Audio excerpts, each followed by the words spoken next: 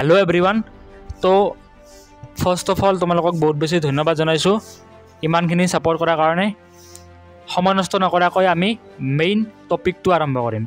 আজি टपिकটো হৈছে आर्टिकल्स। তোমালোকে নিশ্চয়কৈ आर्टिकলৰ বিষয়ে জানা, বহুতে নাজানিব পাৰে, একো ডাঙৰ কথা নহয়। বাট আজিৰ ভিডিঅ'টোৰ পৰা তোমালোকে সকলো কেইটা ৰুল নিশ্চয়কৈ জানিব পাৰিবা। প্ৰথমতে আমি জানিব লাগিব আৰ্টিকল কি বস্তু। যেতিয়া আমি কোনোবা এটা বস্তু বুজাবলৈ কি ইউজ কৰোঁ, এটা আমি কওঁ যে মোৰ এটা আপেল আছে, মোৰ এটা চলা আছে, মোৰ এটা চাৰ্ট এটা আছে, মোৰ এটা ফুটবল আছে, এটচেট্ৰা কথা আমি কওঁ। আৰু যদি ধৰি লওক আমি কিছুমান বস্তুক নিৰ্দিষ্টকৈ বুজাব চাওঁ যে মানুহজন, গৰুটো বা চিনেমাখন, অ'কে, শিক্ষকজন, এনেধৰণৰ মানে কি শিক্ষকটো বহুত আছে, বাট শিক্ষকজন বুলি কোৱাৰ লগে লগে কি হ'ব, এজন নিৰ্দিষ্ট ব্যক্তিক বুজাব।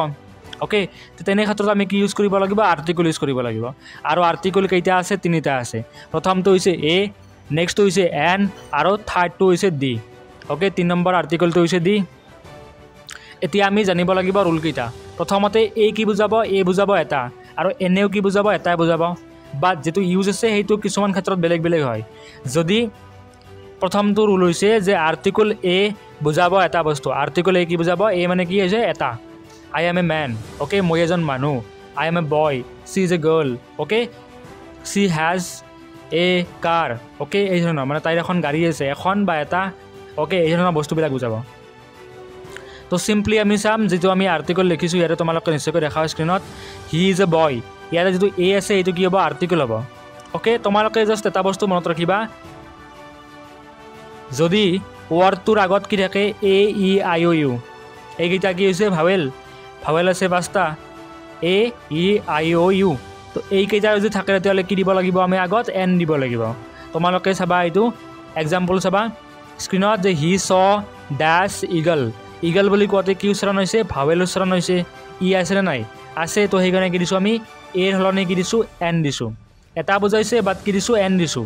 কোনোবাই কি কৰিব, এ দিব, he's an eagle is right. Okay, A দিলে কি হ'ব, অশুদ্ধ হ'ব। দে চ ডেছ অক্টোপাছ। অক্টোপাছ বুলি ক'লে প্ৰথমতে কি উচ্চাৰণ হৈছে, ভাৱেল উচ্চাৰণ হৈছে। অক্টোপাছ বুলি কোৱাতে প্ৰথমতে কি উচ্চাৰণ আহিছে, অ' আহিছে। অ'টো এটা কি হ'ব, ভাৱেল হ'ব। তো সেইকাৰণে আমি কি দিছোঁ, ইয়াতে এন দিছোঁ। অ'কে, তোমালোকে এইটো এইখিনি বস্তু বুজি পাইছা। অ'কে, নেক্সটটো হৈছে যে যদি ৱৰ্ডটো চাউণ্ড ইউ আৰু যদি ৱা হয়, অ'কে, ইয়াতো এটা কি আছে, এক্সেপশ্যন আছে, অৰ্থাৎ ব্যতিক্ৰম আছে, যে মানে কি ৰুলকেইটা সকলো ক্ষেত্ৰতে কি হয়, ফ'ল' নহয়।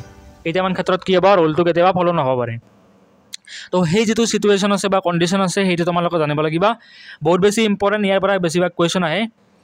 যদি ৱৰ্ডটো চাউণ্ড কি হয়, ইউ আৰু ৱা হয়, অ'কে, এক্সাম্পল দি দিছোঁ, তেতিয়াহ'লে চাবা, ইউ থাকিলে আমি কি লিখিব লাগিছিল, এন লিখিব লাগিছিল।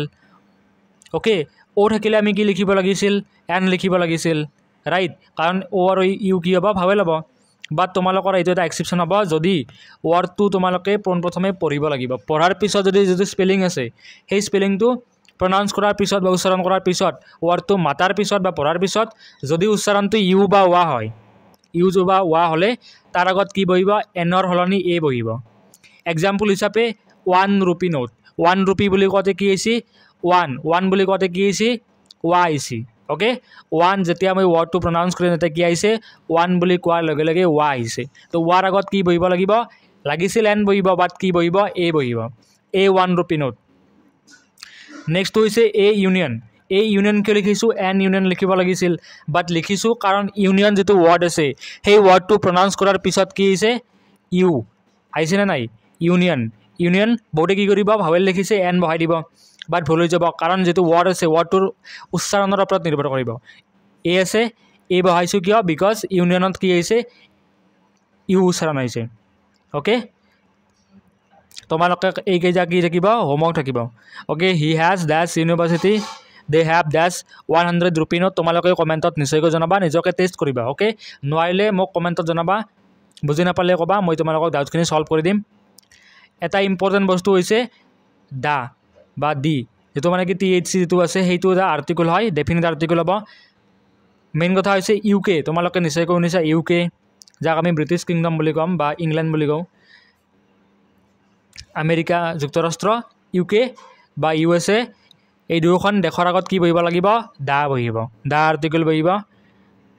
মনত ৰাখিবা দ্য USA দ্য UK তোমালোকক হোমৱৰ্ক দিম তেতিয়ালৈকে তোমালোকে যেতিয়া কৰিবা এই ৰুলকেইটা এপ্লাই কৰিব ট্ৰাই কৰিবা এটা ৰুল আছে ছান মানে কি হৈছে সূৰ্য মুন মানে হৈছে চন্দ্ৰ ওকে হিমালয়াছ মানে কি হৈছে হিমালয় পৰ্বতমালা বা হিমালয় পৰ্বতশ্ৰেণী মাউণ্ট এভাৰেষ্ট মানে কি উচ্চতম পৰ্বত শৃংখটোৰ নাম কি মাউণ্ট এভাৰেষ্ট ৰাইট সমাজ বিজ্ঞানৰ এটা প্ৰশ্ন উত্তৰ তোমালোকে নিশ্চয়কৈ জানি ল'ব লাগিব যে ভাৰতবৰ্ষৰ যিখন ভূগোল আছে এই ভূগোলখন এটা কুৱেশ্যন আছে যে হিমালয়ৰ উচ্চতা কিমান ওকে সৰি হিমালয় নহয় মাউণ্ট এভাৰেষ্টৰ উচ্চতা হৈছে 8848 মিটাৰ তো মাউণ্ট এভাৰেষ্ট কি আছে পৃথিৱীত এটাই আছে নে বেলেগ আছে কিবা তোমালোকে যদি চোৱা সূৰ্য কেইটা আছে সূৰ্য পৃথিৱী বা সূৰ্য গোটেই বিশ্ব ব্ৰহ্মাণ্ডত কেইটা আছে এটাই আছে চন্দ্ৰ কেইটা আছে এটাই আছে হিমালয়াছ কেইখন আছে এখনেই আছে মাউণ্ট এভাৰেষ্ট কেইখন আছে এখনেই আছে অবভিয়াছলি এখন আছে তো যিবিলাক বস্তু পৃথিৱীত মাত্ৰ কি আছে এটাই আছে ওকে তাৰ বাহিৰে বেলেগ নাই আৰু তোমালোকে যদি চোৱা তাজমহল কি আছে তাজমহল কেইটা আছে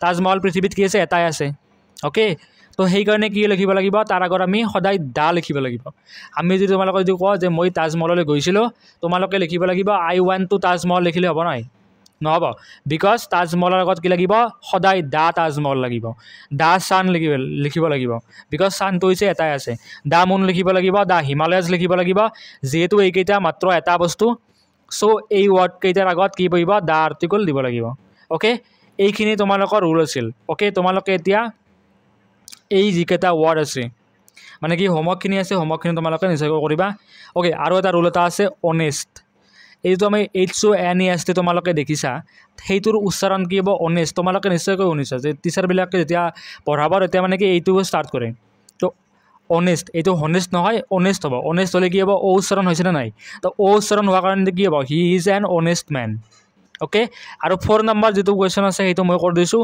EWE এইটো মানে এটা প্ৰিটেষ্টত আহিছিল আৰু মই বেলেগবিলাককো মানে এইটো বস্তু শিকাওঁ কেতিয়াবা মানে দি দিব পাৰে ওকে এই যিটো EWE আছে সেইটোৰ উচ্চাৰণ হৈছে ইউ কি হ'ব ইউ বড়ো আহিব UE এনেকুৱা তো এইটো কি হ'ব ইউ আৰু ইউ থাকিলে আমি কি লিখিব লাগে আগত ইউ আৰু যদি ৱাৰ থাকে এ লিখিব লাগে তো দিছ ইজ এ ইউ বাকীকেইটা তোমালোকে কি কৰিবা উচ্চাৰণ কৰি তোমালোকে মোৰ কমেণ্ট ছেকশ্যনত তোমালোকে জনাবা ওকে এইখিনি আছিল আজিৰ কাৰণে তো নিশ্চয় তোমালোকে বুজি পাইছা যদি বুজি পাইছা দেন কমেণ্টত জনাবা যে বুজি পাইছা না নাই কিবা ডাউট থাকিলে মোক জনাবা মই নিশ্চয়কৈ ট্ৰাই কৰিম সলভ কৰিব thank you so much for ৱাচিং and see you in the next video' তোমালোকে ডিমাণ্ড কৰিছা যে কাৰোবাক ছায়েন্স লাগে ছ'চিয়েল ছায়েন্স লাগে ওকে নিশ্চয়কৈ পাই যাবা জাষ্ট অলপ ৱেইট কৰা বিকজ ভিডিঅ'বিলাক বনোৱাটো মানে ইমান এটা ইজি কাম নহয় বহুত বেছি কষ্ট হয় নোটছ বনাব লাগে প্ৰথমে নিজে পঢ়িব লাগে পঢ়ি বস্তুখিনি বুজাব লাগে এডিটিং কৰিব লাগে বহুত বস্তু থাকে তাৰ কাৰণে মানে কি অলপ টাইম লাগে তো তোমালোকে অলপ ধৈৰ্য ৰাখা